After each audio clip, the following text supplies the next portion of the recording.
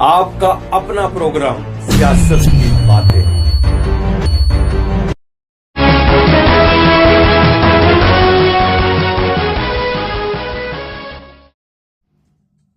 नमस्कार, महासंग्राम 2024 में एक बार फिर आपका स्वागत है और मैं हूं दर्शपाल गुप्ता और मेरे साथ है वरिष्ठ पत्रकार सुधीर कुमार जी।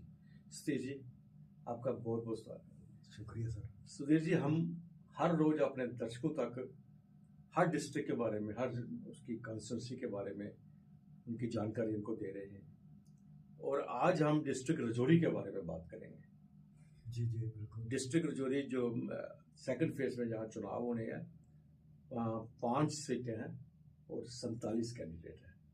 उन पर हम चर्चा करेंगे और आपकी जानकारी लेंगे और अपने दर्शकों तक पहुँचाएंगे। इसमें से रजौरी है, थन्ना मंडी है, कालाकोट सुंदरबनी है, बुद्धल है और साथ में ही इसके नौशहरा, बड़ी इंपॉर्टेंट, ये भी एक कॉन्स्टिट्यूंसी है।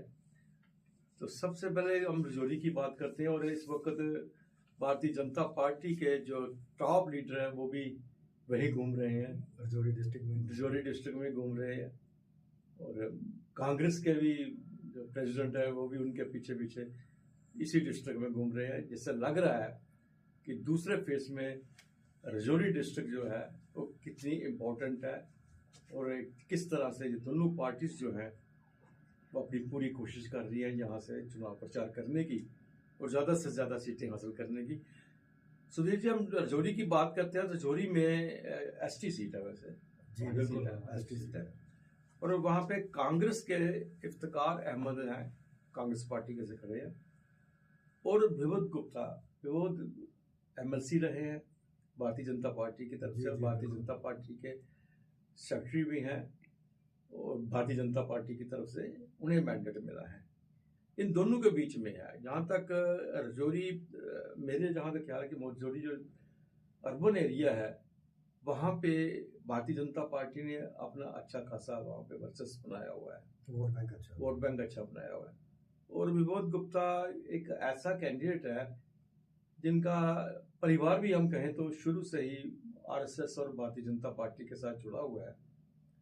अब सत्ता में आने के बाद इनको थोड़ी सी पोजीशन मिली है कि एमएलसी मिल बने हैं, नहीं तो पुलिस के डंडे और हवालात तक ही ये निर्भर रहते थे, लोगों के लिए काम करते रहते थे और हमेशा लोगों के लिए सड़कों पे आते थे और पुलिस के डंडे और हवालात, यही चीज़ें इनके नसीब में होती थी। अब सत्ता आने के बाद इन्हें एमएलसी बनाया गया। हालांकि पार्लियामेंट के चुनावों में इनके नाम की भी बहुत चर्चा चली थी उस वक्त, लेकिन अब रजौरी में ये कांग्रेस और इनका मुकाबला है। क्या आपकी राय है? दर्श जी, पहले तो हम अपने सारे दर्शकों का शुक्रगुजार कर रहे हैं जी जी, जो हमेशा हमें अपने जो उत्साह देते हैं, हमारा जो हौसला अफजाई करते रहते हैं। जैसे आपने बताया कि रजौरी कॉन्स्टिट्यूंसी जो असेंबली कॉन्स्टिट्यूंसी है, ये सेकंड फेज में 25 सितंबर को यहाँ पे लोग वोट डालेंगे और अपना नुमाइंदा वहाँ से 10 साल के बाद चुनने के बाद भेजेंगे असेंबली के अंदर।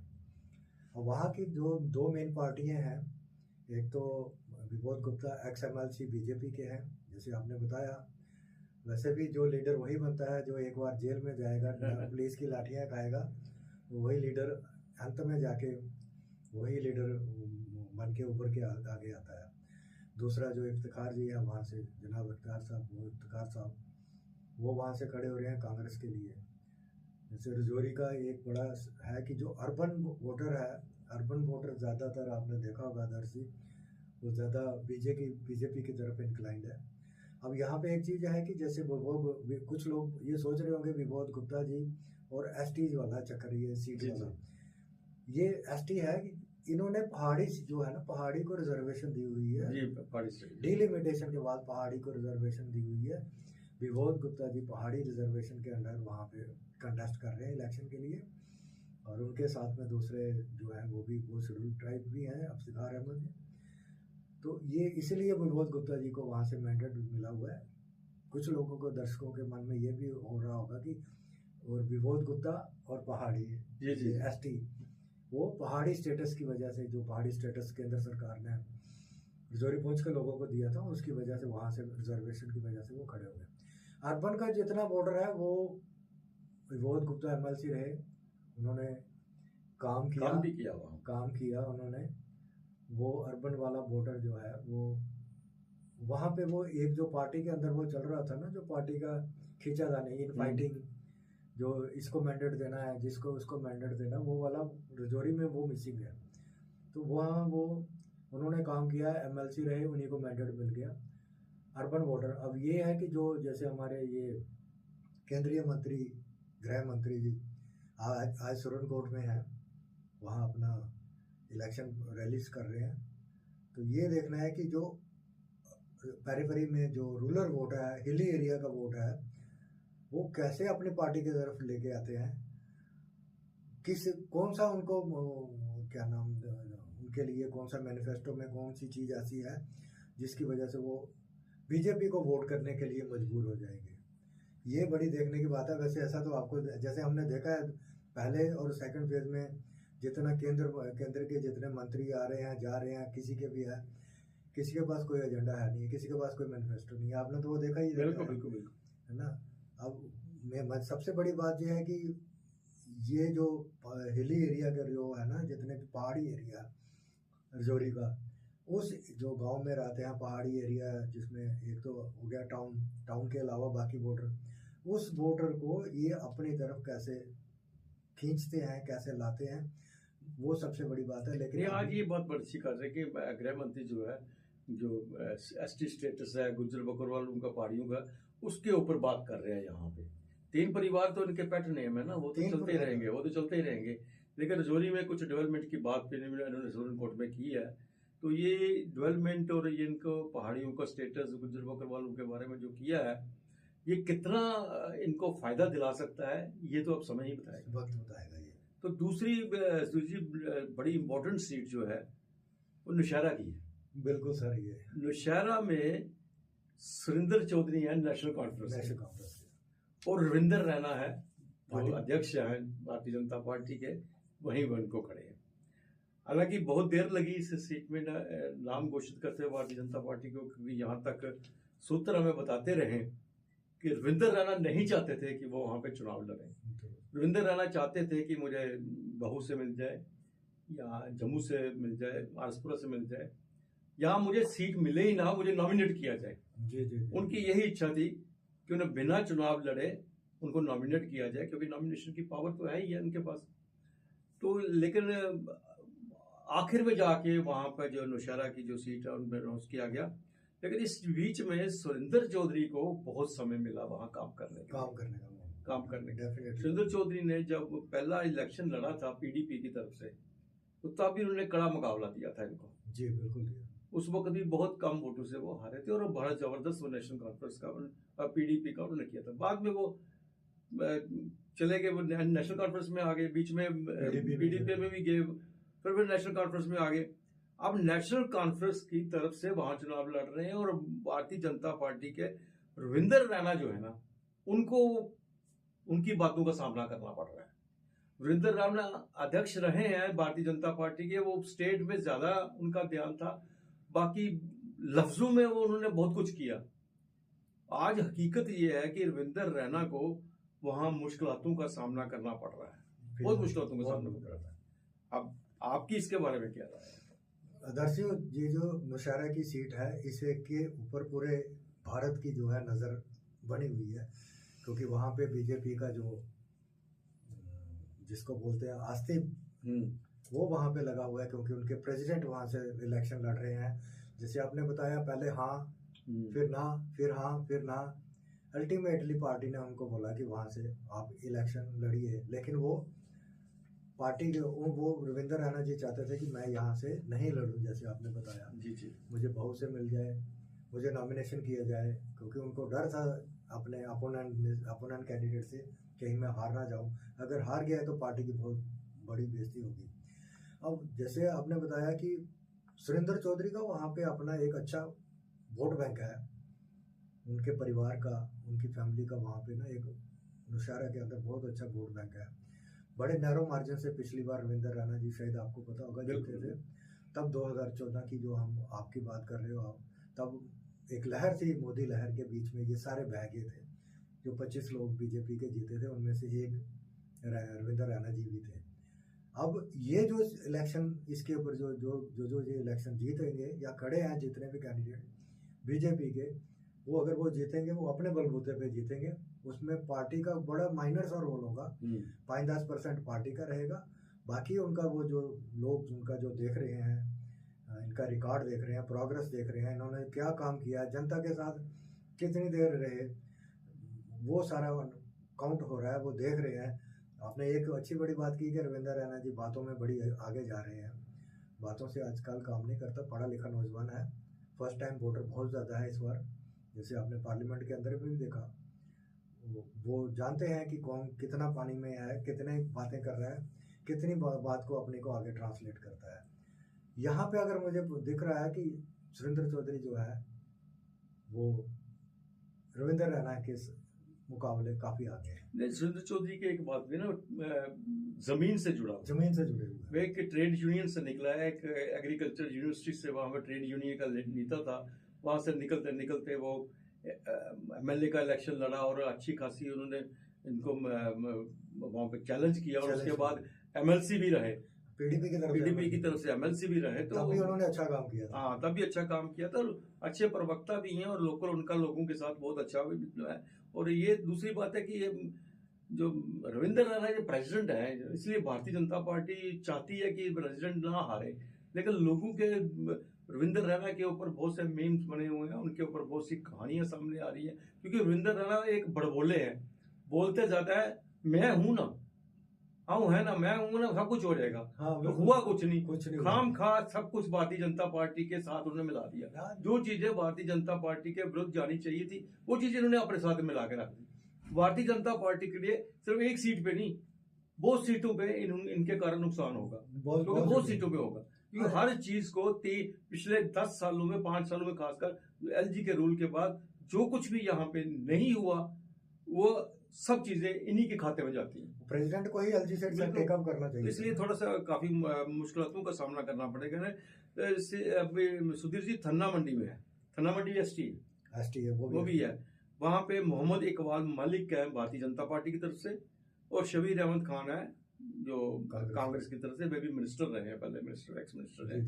दोनों के बीच में मुकाबला है वहां पे भी है। तो क्या पोजीशन रहेगी वहां पे?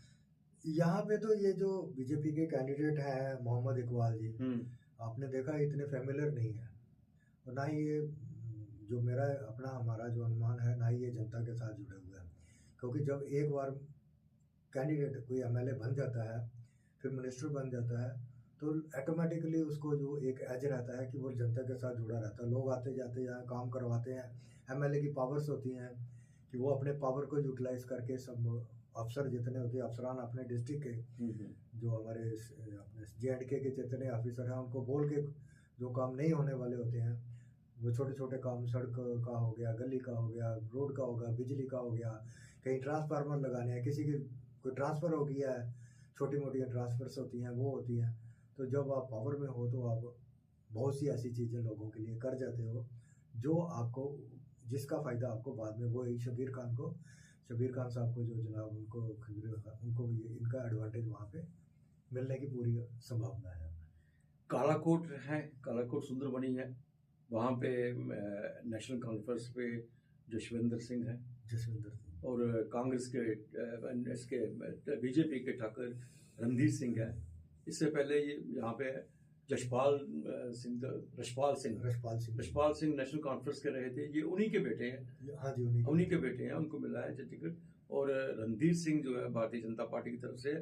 कालाकोट भी एक ऐसी रही है जहाँ पे भी बदलते रहे हैं एमएलए, पार्टी से बदलती रही है, कभी कांग्रेस के पास आई है, कभी नेशनल कॉन्फ्रेंस के पास आई है, क्योंकि भारतीय जनता पार्टी के पास शायद नहीं आई है, मुझे लग रहा है। कालाकोट अभी तक नहीं है, कालाकोट अभी तक भारतीय जनता पार्टी के पास नहीं है। ये यहाँ से वो रहे, अरविंदर शर्मा भी कांग्रेस के रहे, और उसके बाद अशोक शर्मा भी यहाँ से, अशोक शर्मा वो भी कांग्रेस के रहे थे। और इसके साथ साथ ये नेशनल कॉन्फ्रेंस के थे रशपाल सिंह जी। अब उनके बेटे को और ठाकर रणधीर सिंह के बीच में मुकाबला है। तो ये कालाकोट सुंदरबनी एक ऐसी सीट है जहाँ पे दोनों की तरफ लोगों का रुझान है। वोट यहाँ पे भारतीय जनता पार्टी के वोट बैंक भी है और नेशनल कॉन्फ्रेंस का वोट बैंक भी है। अब क्या पोजीशन हो सकती है इसमें? बड़ी ऐसी चीजें हैं जो कालाकोट में, जो सर जैसे आपने बताया, हमने पहले भी जिक्र किया कि ये जो जैसे कालाकोट में आपने देखा कि हमारा एक थर्मल पावर प्लांट है वहाँ पे, तो वो आज की डेट में थर्मल पावर प्लांट जो वैसे बंद है वो, जिसकी वजह से वहाँ पे काफ़ी जो ना ही सरकार ने, ना ही एलजी एडमिनिस्ट्रेशन ने, ना ही डिस्ट्रिक्ट के वो जो हमारे पार्टी प्रेसिडेंट थे वहाँ पे, जो पार्टी के नुमाइंदे थे वहाँ पे, उन्होंने ये बातें कहीं प्लेटफॉर्म में या ना ही किसी मैनिफेस्टो में, ना ही किसी मैनिफेस्टो में। बड़ा इम्पोर्टेंट है, बहुत पुराना हमारा प्रोजेक्ट है कालाकोट थर्मल प्रोजेक्ट, जो हमारी इमरजेंसी में सारी नीड पूरी करता है जम्मू की। तो वो कहीं भी किसी पार्टी के मैनिफेस्टो में नहीं है। हम इसको रिवाइव करेंगे, इसको हम यहाँ से बिजली यहाँ द्वारा पैदा करेंगे। तो ये जैसे आपने बताया, ये जो दोनों कैंडिडेट हैं बिल्कुल फ्रेश कैंडिडेट हैं। तो ये दोनों कैंडिडेट्स में है कि जनता, अगर आप देखेंगे कि रिशपाल सिंह जी के बारे में, तो रिशपाल सिंह जी की उनकी तो डेथ हो गई, जो एक्स MLA थे। अब उनके बेटे हैं आगे।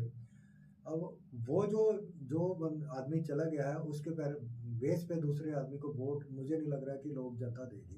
जनता सोच समझ के वोट करेगी। इन दोनों में से कौन सा है कैंडिडेट है। ये भी हो सकता है कि वहाँ पे बोलेगी, जैसे आपने देखा सुरनकोट, कालाकोट, आज वो होम मिनिस्टर जी वहाँ पे हैं, कुछ अच्छी स्कीम्स अनाउंस हो गई हैं और हुई भी हैं, या वो एक आध वहाँ पे जो है वो पहले से चल भी रही होंगी, तो वो बीजेपी को उसका एडवांटेज मिल सकता है, बीजेपी कैंडिडेट को वहाँ से आराम से मिल सकता है। वही बात है, क्योंकि कालाकोट अपना जो टाउन है और सुंदरबनी टाउन है, उसमें से भारतीय जनता पार्टी का एक अच्छा सा प्रभाव भी है। बुद्धल की बात करते हैं सुधीर जी, बुद्धल फिर भी ST सीट है, वहाँ से जावेद चौधरी है नेशनल कॉन्फ्रेंस से, और जुल्फकार अली एक्स मिनिस्टर जो है PDP छोड़ के वो भारतीय जनता पार्टी में आए हैं। एक दिन आए थे, बात छोड़ के दूसरे दिन उन्हें भी मैंडेट मिल गया। अब दोनों के बीच में मुकाबला, जी क्या पोजीशन रहेगी? देखो, जुल्फकार साहब जो हैं, जनाब जुल्फकार साहब एक अच्छे लीडर रहे हैं, PDP के टाइम पे अच्छा मिनिस्टर भी रहे, MLA भी रहे और अच्छा वक्ता भी रहे हैं, बोलते भी असेंबली में हमने देखा, आपने देखा, अच्छे रहे। लेकिन जब एक लोगों में ये चीज़ें आ रही है, वहाँ जो उनके जो बुद्धल वो लोगों के बीच में ये चीज़ आ रही है कि पार्टी का ये सबसे बड़ी चीज़ है कि एक पार्टी से मैंडेट नहीं मिलता तो दूसरी पार्टी में ये चले जाते हैं। वो मतलब कि पार्टी चेंज कर देते हैं। आपने देखा इलेक्शन के टाइम में कठुआ में भी ऐसे हुआ, बहुत ही ऐसी जगह वहाँ पे भी ऐसे हुआ। एक कैंडिडेट है कटरा से, वो एक दिन उसको मैंडेट अनाउंस हुआ, दूसरा दिन वो उसका चेंज हो गया। ये पार्टी का जो पार्टी चेंज ओवर करते हैं ना, स्विच ओवर कर लेते हैं, रातों रात स्विच ओवर कर लेते हैं। तो ये पार्टी स्विच ओवर में जुल्फकार चौधरी साहब को नुकसान हो सकता है, क्योंकि वो जनता जो इनके वहाँ पे जैसे मशहूर है, वहाँ के एरिया का डोक एरिया इनका जो वहाँ पे है सारा, ये सारा जो चीज़ें हैं ये उसी गांव से है। लेकिन वहाँ पे इनको थोड़ा सा जो है नुकसान रहेगा जुल्फकार जी को। वो लोग इनके जो एंटी इनकम्बेंसी वेव तो है बीजेपी के, क्योंकि ये मानते नहीं है बीजेपी के। अगर देखो पार्टी के नेता, सेंटर के नेता, स्टेट के नेता ये मान नहीं रहे हैं JDK के, लेकिन सरकार तो इन्हीं की थी ना। बिल्कुल केंद्र में हमारा जो 2019 से रिमोट से वो दिल्ली से जो हमारे होम मिनिस्टर साहब हैं वो स्टेट को चला रहे थे ना, JDK यूटी को चला रहे थे ना, LG साहब यहाँ से चला रहे थे। तो अगर आप ओवरऑल देखो, नटशल देखो, तो रिस्पॉन्सिबिलिटी दोनों की आती है। बिल्कुल सही कहा आपने। लेकिन सुधीर जी, इसके साथ साथ हमें ये भी हम कह सकते हैं कि जो यहाँ की लोकल लीडरशिप है, यहाँ की जो इकाई है भारतीय जनता पार्टी ने, उन्होंने हाई कमांड्स को जो है जम्मू कश्मीर की बहुत ही पिक्चर जो है वो क्लियर पिक्चर नहीं दिखाई है।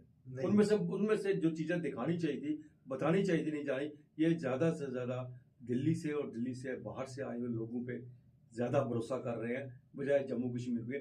जम्मू कश्मीर के लोग जो है वो जो असलियत जिनको बता सकते हैं, असली पिक्चर दिखा सकते हैं, उन पे कम भरोसा किया जा सकता है। इस कारण भी भारतीय जनता पार्टी को, ठीक है, भारतीय जनता पार्टी के नाम से जो है जिनका जब चलता है, लेकिन यहाँ पे फ्लोटिंग वोट एक बहुत बड़ा मायना रखता है। क्योंकि भारतीय जनता पार्टी का वोट भारतीय जनता पार्टी को मिलेगा, PD का वोट PD को मिलेगा, NC का वोट NC को मिलेगा, कांग्रेस का वोट पार्टी का वोट पार्टी को मिलेगा। लेकिन फ्लोटिंग वोट को किस तरह से वो अपनी ओर खींचते हैं, ये जो पिक्चर दिखानी पड़ती है यहाँ की लोकल जो है इनकी इकाई को। फर्स्ट और मुझे लग रहा है वो फेल हो गई है, इसे सब बता रहे हैं। एक आपने बिल्कुल सही कहा आपने, फ्लोटिंग वोट और first time voter, first time voter, ये दो बड़े ये बड़ा मायना रखते हैं, ये दोनों चीजें। सुधीर जी, बहुत ही इंपॉर्टेंट बातें आपने हमारे दर्शकों को बताई रजौरी डिस्ट्रिक्ट के बारे में, ओवरऑल सब पिक्चर के बारे में। तो कल हम फिर किसी नए डिस्ट्रिक्ट के साथ सामने आएंगे, लोगों को उसके बारे में जानकारी देंगे। तब तक आपका भी बहुत बहुत शुक्रिया और लोगों का भी बहुत बहुत शुक्रिया। धन्यवाद।